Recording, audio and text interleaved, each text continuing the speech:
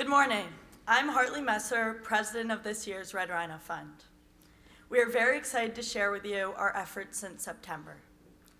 For those of you who are new or unfamiliar with our mission, the Red Rhino Fund is a student-run board that focuses on learning about not-for-profit trusteeship, as well as supporting organizations in the greater Waterbury community which promote education, literacy, and the arts for underprivileged youth.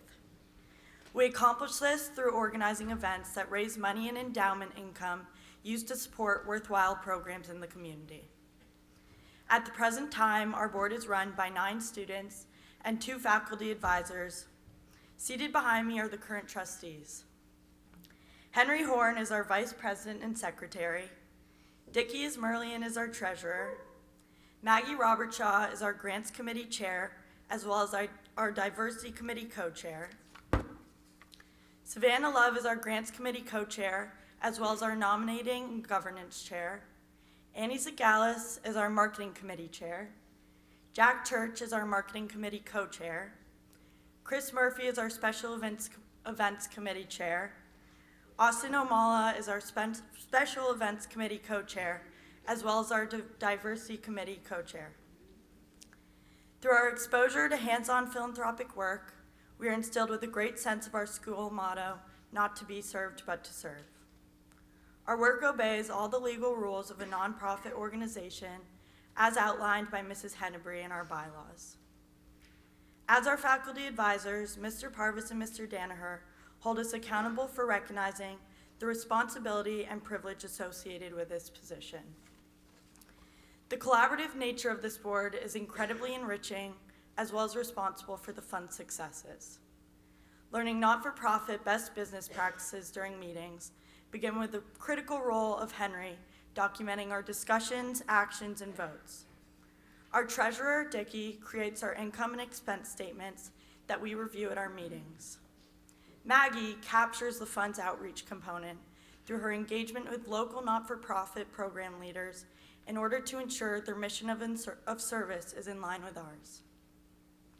The marketing team, spearheaded by Annie and Jack, is responsible for our social media, parents' day tables, merchandise, and advertising for the events we organize at Taft. These events are the product of hard work from Chris and Austin, our special events committee, who plan various denim days, the fall festival, badminton tournament, and our largest fundraiser, Spring Fling. The event will be held at the golf club on Saturday, April 25th, and we are looking for everyone's support at one of Taft's most enjoyed events. Serving on this board has illustrated the impact that diverse perspectives which engage and listen to each other with interest, respect, and empathy can have. The board has sparked a genuine interest in philanthropy for me and is a leadership role I would urge all underclassmen to consider applying for. And now Maggie will discuss our grants process.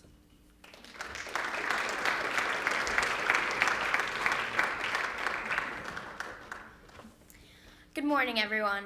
Today we are going to announce the recipients of the Red Rhino Fund's 2019 through 2020 grant distribution process. For the past 2 years, I've served as chair of the grants committee on this board, and this fall I was honored to work alongside our committee co-chair, Savannah Love. As outlined by Hartley, the Red Rhino Fund allocates nominal monetary grants to youth-centered organizations in support of education, literacy, and the arts through a selective grants process. With the help of Ms. Frew and her familiarity with community organizations in Waterbury, Savannah and I spent the beginning months of this year researching eligible organizations and corresponding with their representatives, essentially advertising our application. Over winter break, all members of the board were tasked with reviewing applications, and upon our return, Savannah and I scheduled site visits at each location. Site visits serve as opportunities to discuss further with representatives, get a sense of an organization's physical spaces, interact with children who have benefited from these programs, and develop a comprehensive understanding of an organization's community outreach. These visits were made possible by the flexibility of organization leaders and their willingness to engage fully with us, Mr. Blomberg for organizing transportation, Mr. Zizauskis, Mrs. Danaher, and Katie Bootsma for driving members of the board, and our faculty advisors, Mr. Danaher and Mr. Parvis, for their guidance, patience, and support. Now on to the recipients. Our first recipient is Save Girls on Fire.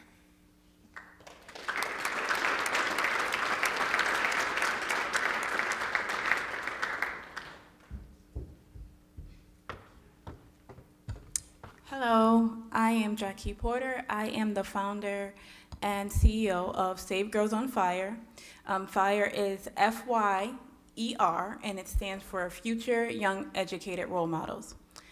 At Save Girls on Fire, we've developed a leadership program for inner city girls in Waterbury, and our program incorporates arts, it incorporates STEM, and it incorporates a very in-depth leadership curriculum. Our program runs for 9 months, and it's on every Saturday that the young ladies come to program every Saturday for 9 months, and at the end, we have a major graduation at the Waterbury City Hall, and it's they become a Girl on Fire. And as a Girl on Fire, they then become ambassadors to go out into the community and spread what they learned and also become mentors to other youth in the city. And we have been running this program. I started it in 2015, and so this is our 6th year that we're launching our 2020 Leadership Academy. And thus far, we have served over 100 girls for a small organization, so I'm very proud of that. And I just want to thank the Red Rhino Fund for looking into Girls on Fire and supporting us. Thank you.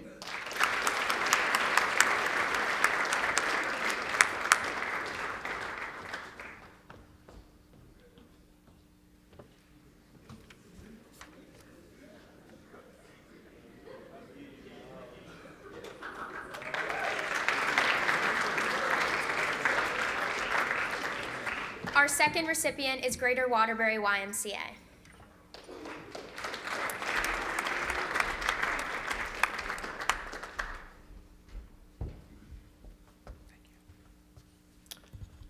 Good morning, Taft. My name is Jim O'Rourke, and I have the opportunity to be the CEO of the Greater Waterbury YMCA. Thank you so much to the Red Rhino Fund for thinking of our why. This past year, we had the opportunity to purchase property which is behind our YMCA that serves an additional 54 preschoolers. So to date, every single morning we serve 234 preschoolers, as well as 140 after-school and before-school children. And I'm pleased to say the dollars through this fund is going to help us work on our greenhouse gardens throughout the property, so our students have an opportunity to learn about agriculture, and also the fresh fruits and vegetables that are grown from the greenhouse will be distributed to our families, which we're very excited about. So every single day at the Y, we're servicing about 20,000 people between all of our different programs, which is very exciting. And this fund and these dollars will help support our greenhouse project. So thank you again.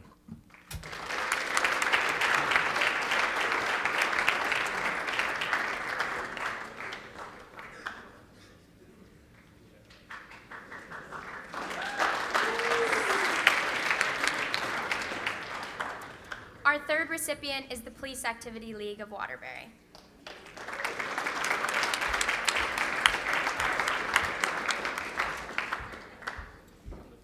Good morning, everyone. My name is Sergeant Ryan Bissett. I'm the supervisor of the Waterbury Police Activity League.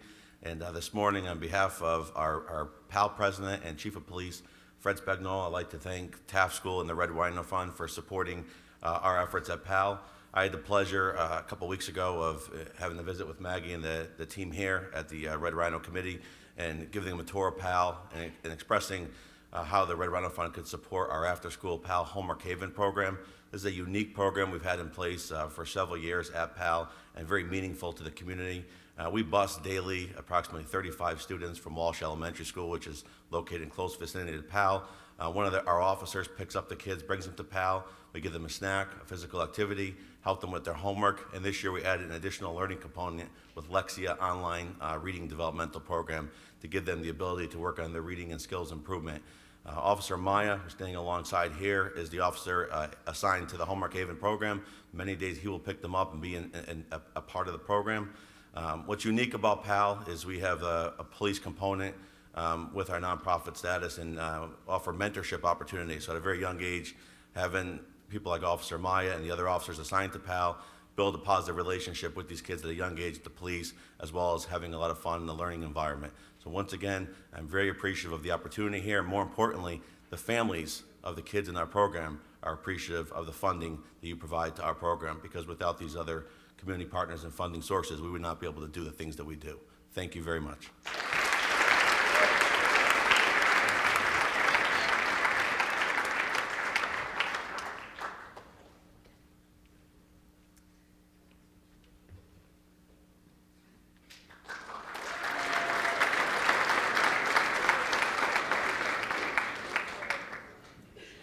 Our fourth recipient is Reach Out and Read.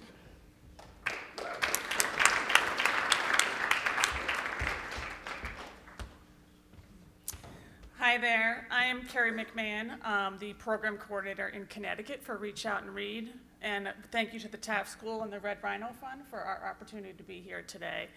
Reach Out and Read is a national organization that was founded in the mid-'80s by two pediatricians at the Boston Children's Hospital with the idea that they should prescribe literacy to families, at-risk children, and those that are families that are uninsured and underinsured.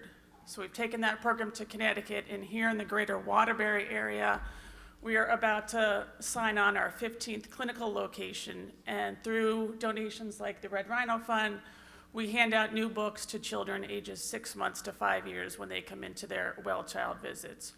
Here in this area, we handed out approximately 25,000 new books last year to children in the at-risk area in the greater Waterbury neighborhoods, and we thank you for your support so that with your funds we can purchase new books for additional children in your area. So thank you very much.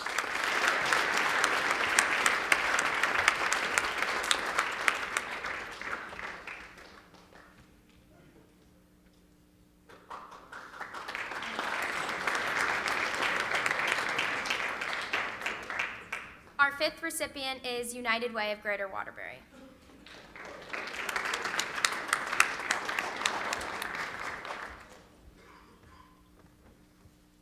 Good morning. My name is Karen Mello, and I'm Director of Community Impact at United Way of Greater Waterbury. United Way invests in 43 programs and 19 initiatives in our 10-town region to help individuals, about 117,000 individuals every year, meet their basic needs, health, housing, and food, their education, and their financial stability. And I wanted to thank the Red Rhino Fund and Taft School today for their support of our home visiting initiative, which actually also helps children, low-income children from Waterbury, receive books in their homes by the home visiting staff that goes into their homes through the Nurturing Families Network and the early Head Start and Head Start programs. So with the funding received, we should be able to purchase about 400 new books for low-income children in the Waterbury area. Thank you.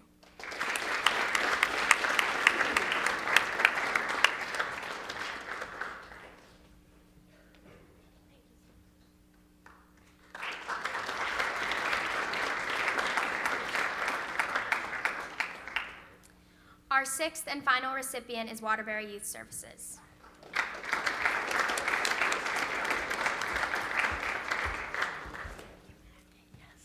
Good morning, everyone.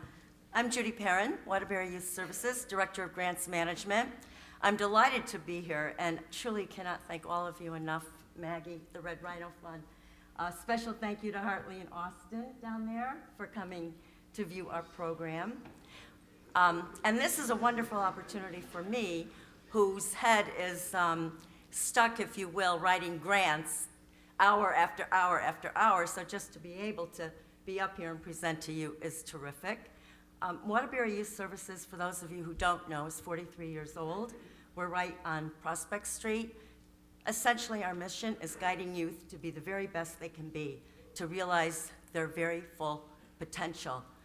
We serve over 1,000 youth annually. 97% are from low-income families, and 80% are youth of color. So with special thanks once again, the program, we have 21 programs. The program that Red Rhino has funded is our after-school program, Linking Academics to Life, it's LAL. And we help young people in high school to succeed academically and in life. Whether you know it or not, there's very few after-school programs that are as unique as LAL. There's a lot of programs for middle and grammar school kids, but very, very few, like I said, for LAL. So what do? The kids come, it's Monday through Thursday, it's September through June, and 3 to 5. So the kids get there, they have a snack, and they have group tutoring. Then if their grades fall below C, everybody gets individual tutoring besides the group tutoring. Then they go to one of 6 focus areas, and that could be woodworking, senior preparation, entrepreneurship, girls who code, and new this year is a keyboarding program, because the kids said, hey, we really want to have a music component. And lastly, journalism. So they learn a ton of things, and I really wish when I went to high school that this program were available, because it's just unbelievable. I sat in on it last week, and it really allows the kids to be themselves, to expand, to express themselves, and they're learning very valuable skills that will only help them to be, again, in line with our mission, the very best they can be. What's unique? Well, they have to maintain at least a C average.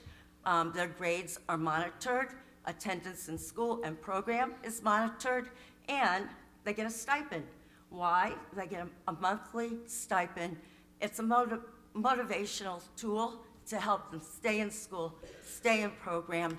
Otherwise, they might have to go out and work and not focus on their academics and getting a career path for themselves. What are the goals and the outcomes? They graduate on time, they proceed to the next grade on time, and there is distinct improvement in their DAP scores, developmental asset scores.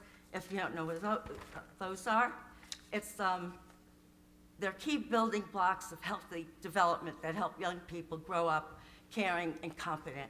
So it's extremely important, and 100% in 2019 of our kids graduated on time, they went to the next grade level on time, and 98% were accepted into college. So, and 90% showed improvement on DAP. So once again, I can't thank you enough, and I'm delighted to be here.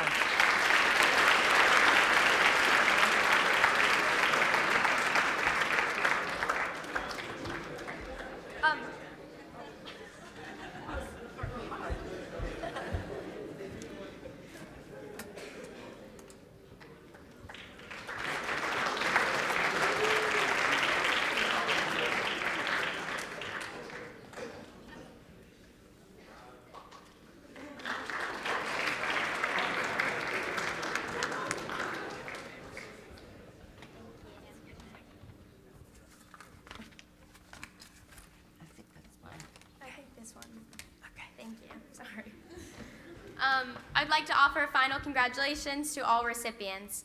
Now we hear from Savannah Love as she assumes her new role as chair of the Nominating and Governance Committee. Thank you.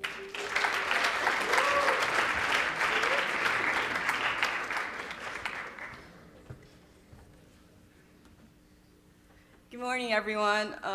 Thank you, Maggie. My name is Savannah Love, and this year I'm the chair of the Nominating and Governance Committee. Today I want to talk to you all about my experience as a board member on the Red Rhino Fund and why I think you should apply. This time last year, I was sitting exactly where you are right now. I was a returning mid, listening to Henry deliver his speech about the Red Rhino Fund. He expanded on the work that the fund does and why we should apply. During my lower mid-year, I'd applied to the fund and wasn't accepted to serve as a board member. So I was a bit dismayed as I listened to Henry's speech.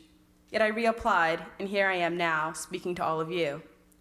For many of you, including myself, Red Rhino has the potential of being one of your first leadership positions at Taft. I can truthfully say that the guidance and experience that I've gained through being a board member has been an amazing opportunity. Not only is the Red Rhino Fund a good way to involve yourself in the Taft community, but additionally, an incredible experience to interact with the greater Waterbury community. As our faculty advisors remind us, we have one foot in Taft and one foot in the real world. As co-chair of the Grants Committee, I'm extremely grateful not only to have gained guidance from Maggie, chair of the grants committee, but also her friendship. I can truthfully say that monthly meetings, various events, and impromptu site visits have brought us all closer together. The fund not only opens your eyes to the world of philanthropy and how greatly it impacts communities, but also brings together an individually diverse group of 9 students who might not have ever had the chance to collaborate previously with one another. I will forever be grateful for the friendships that I've made with all of my fellow board members. This year, we have 4 graduating seniors, Hartley, Maggie, Henry, and Dickie. To the 4 of you, I am thankful for your guidance and friendship. As sad as I am to see our seniors graduate, I'm encouraging any lower mid or mid to apply for their open seats on the board. The application process, as always, will consist of an online component and a secondary interview. Today, you've heard and seen the work of the Red Rhino Fund, and if any of the work that we do interests you, I urge you to apply. If you have any questions, you can reach out to me or any of my fellow board members. The application is due Thursday, March 4th, before spring break. Again, I encourage all lower mids and mids to apply. Thank you, and now we'll have a few words from Christopher Murphy.